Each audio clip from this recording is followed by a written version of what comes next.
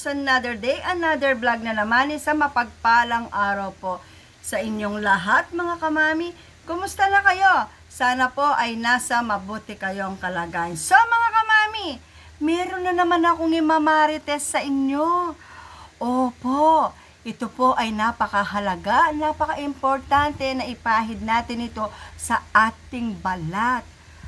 Totoo po mga kamami, halik kayo at umupo kayo dito at samahan ninyo ako at magkikwentuhan tayo about sa product na ito mga kamami.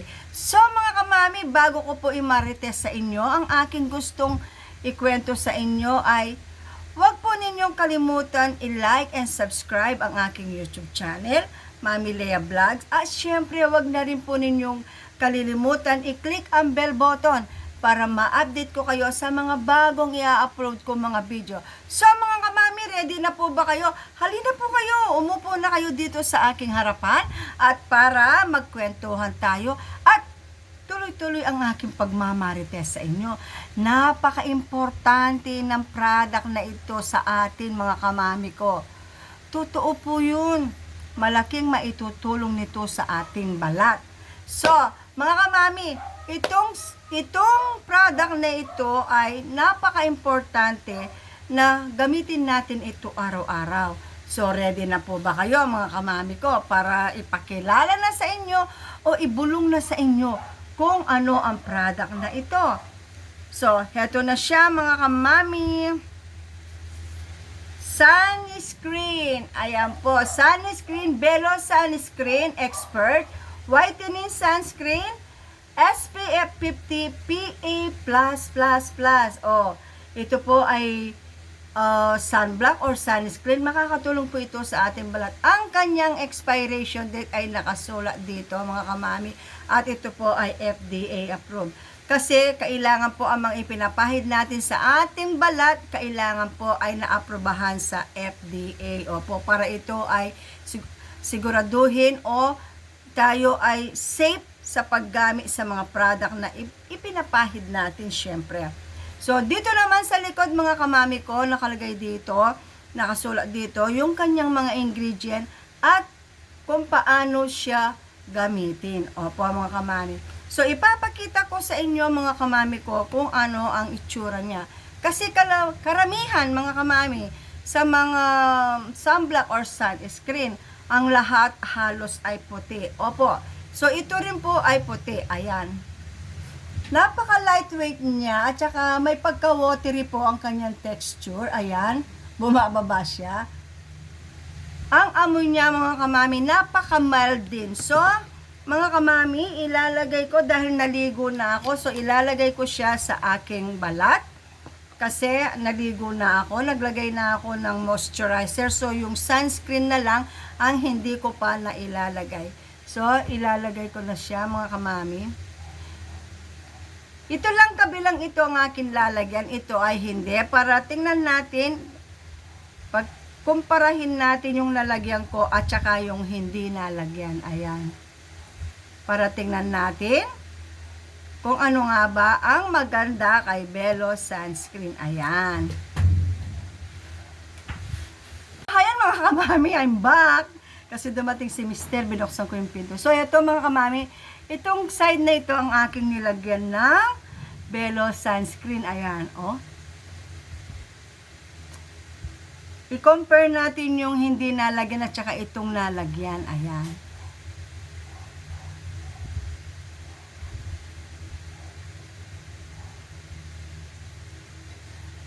So, ayan mga kamami, ang dali niyang mag-absorb sa balat. So, nasa sa inyo kung gusto ninyong dagdagan. So, daragdagan ko pa siya ng konti. Kasi, kahit nasa bahay ako mga kamami, ay nagsa-sunscreen ako. Hindi nawawala ito araw-araw. Umaga, gabi, umaga, gabi. So, ayan. Oh, ayan mga kamami. Tingnan ninyo, oh. Ito nilagyan ko, ito hindi. Tingnan ninyo, oh. Tapos ito. Ayan, ang dali niya mag-absorb mga kamami ko, ayan. Talagang natutuyo siya kaagad. So, ayan. Ang ganda niya mga kamami ko. Alam nyo ba na ang Belo sunscreen na ito ay hindi ko siya binili. Oh, mag-iisip kayo saan ko galing, hindi ko siya binili. Ito mga kamami ko ay binili ng aking anak. Sa tuwing bumibili ng product ang aking anak na babae, ay binibilhan din niya ako. Kagaya nito, bumili siya ng Belo sunscreen. So, binilhan din niya ako ng dalawa. So, hindi ako nawawalan ng sunscreen na naka-stock dito sa bahay dahil alam ng anak ko na ako ay sunscreen lover or sunblock lover. Kasi kahit wala ako ng mga ibang product, basta't meron akong sun protection or sunscreen protection, okay na ako mga kamami ko. Dahil napag-alaman ko mga kamami, may napanood ako, ito ay expert ang napanood ko. Ang sunscreen daw ay napaka-importanting ipahid sa ating balat araw-araw. Dahil kung gusto mong manatiling maputi, ulitin natin mga kamami, ito. Kung gusto mo daw manatiling maputi at walang mga pekas o freckles ang inyong balat sa mukha, ang gawin lang daw po natin ay panatilihin natin magpahid araw-araw ng sunscreen protection. Bakit po? Kasi ang sabi niya, dahil kung minsan hindi natin naiiwasan na tayo ay lumabas ng bahay, at tapos yung init ng araw dito sa Pilipinas mga kamami ay kakaiba, ay para at least kung nakapagpahid ka na sa loob ng bahay, tapos bigla ka na lang pupunta sa tindahan or market, at least nakapagpahid ka na daw ng sunscreen protection. So, ito daw ang dahilan kung bakit yung mga ibang magagandang kutis at walang mga pekas or freckles na tinatawag, ay dahil daw sila ay laging nagpapahid ng sunscreen protection. Na-share ko lamang ang aking napanood. At tapos, meron pang pangalawa na nagpatunay din.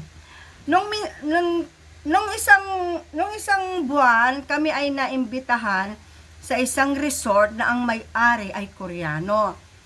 Ngayon, tinanong siya ni Mr. kung ilang taon na siya. Ang sabi ng Koreano, siya ay 65 years old. Pero yung itsura niya, hindi mo man iisipin na siya ay 65 na.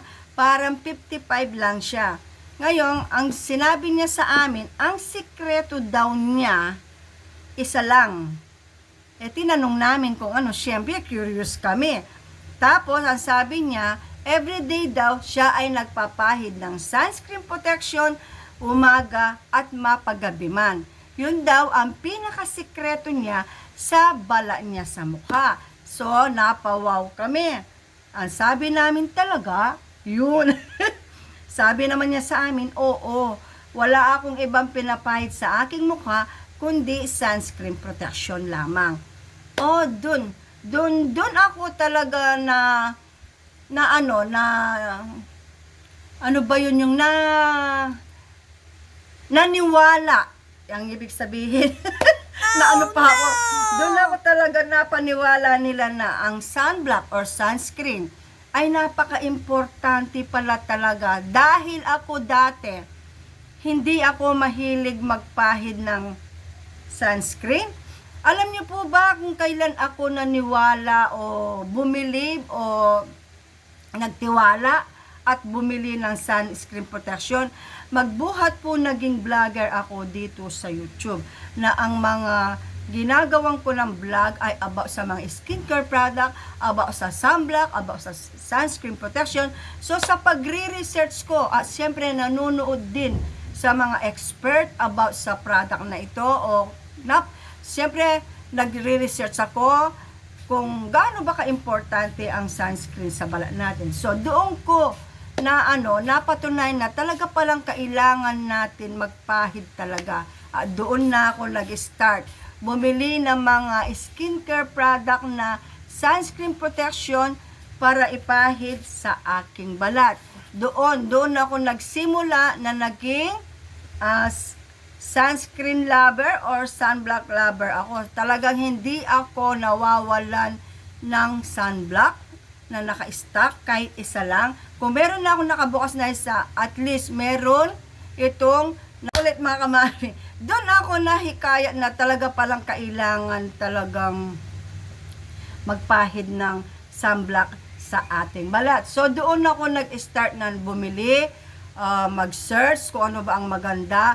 So doon ko rin na nalaman na kailangan kung nagpapahid ka rin lamang ng sunscreen protection, kailangan yung mataas na yung SPF para yung percent na protection marireceive natin sa ating balat against sa init ng araw ay mataas din ang percentage niya. So ngayon mga kamami, so ayan, natuyo na siya. Ay, meron siyang pagka-glassy ang dating after na ma-absorb ng aking balat ang Belo sunscreen. So, madami ako. Siyempre, mag-iisip kayo si Mami Lea.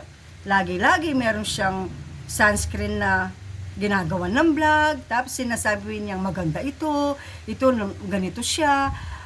Mga kamami, kahit madaming mga sunscreen protection, iba-iba ang trabahong ginagawa nila liban sa pagpoproteksyon ng balat natin sa init ng araw. Hindi lamang yung pinoproteksyonan niya ang balat natin sa init ng araw. Meron din silang ibang tinatrabaho sa ating balat.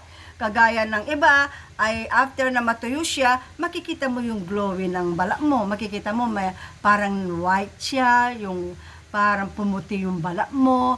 Meron naman iba, parang nag-oily, ganon. Meron naman iba na parang nag-glassy ang balat mo. Parang ito, parang si Belo. O, ayan. So, narinig ninyo, lalaman ninyo na, oo, iba-iba nga. Oo, ang sunscreen protection ay pang-cover sa init ng araw, pang-protection sa init ng araw sa ating balat. Pero liban doon, meron pa rin silang trabahong ginagawa sa ating balat. So mga kamami, na-imarites ko na tuloy sa inyo kung ano ang kagandahan ng Belo Sunscreen Protection. So mga kamami, sana po ay nagustuhan ninyo ang video ito. Kung nagustuhan ninyo mga kamami ko, paki-like and subscribe naman ng aking YouTube channel, Mami Lea Vlog. At syempre, huwag niyong kakalimutan i-click ang bell button para na sa ganon ay ma-update ko kayo lagi kapag may i-upload akong bagong video. At sa mga subscriber ko, maraming salamat po sa inyong lahat. At sa mga non-subscriber pero nanonood ng aking video, maraming salamat po sa inyong lahat. At sa mga kaedad ko, mga edad 40 pataas, simulan na natin magpahid ng sunscreen protection mga kamami ko. Dahil napakamura lamang, huwag po kayong mahiya. Dahil kailangan po ng balat natin ang protection again po sa init ng araw. So, wala naman pong nakakahiya kung bibili ka ng sunscreen protection. Huwag po ninyong iisipin na, sasabihin ng iba, ang tanda mo na, nagpapahid ka pa ng ganyan. Hindi po. Kailangan po natin ingatan at alagaan ang ating balat. Dahil kapag po hindi tayo nagpahid ng sunscreen protection at lagi tayong naka-expose sa araw, tingnan po ninyo ang inyong balat. Mangingitim at parang kumukulubot. At hindi lang palang. Nabulol na naman ako. At hindi lang parang kumulubot, kundi makikita mo na ito ay nagda-dry. Opo, yun po ang magiging problema ng ating balat kapag hindi tayo nagpahid ng sunscreen protection. So mga kamami, maraming salamat po sa inyong lahat. Sana po ay nag-enjoy kayo habang nanonood kayo ng aking video. At syempre, kailan pa natin ipapahid itong sunscreen na ito sa ating balat kung kailan yung matanda na tayo tapos hindi natin kayang hipahid na mag-isa dahil hindi na tayo lalabas ng bahay, naka-stay na lang tayo sa kama, nakahiga na lang tayo sa kama. So syempre, why not now? I-enjoy natin ngayon ang moment na magpahid at habang kaya pa natin at habang kaya pa nating lumabas at maglakad sa labas. So pahiran natin ng sunscreen protection ang ating balat. So mga kamami, maraming salamat. See you next vlog. Bye! Thanks for watching.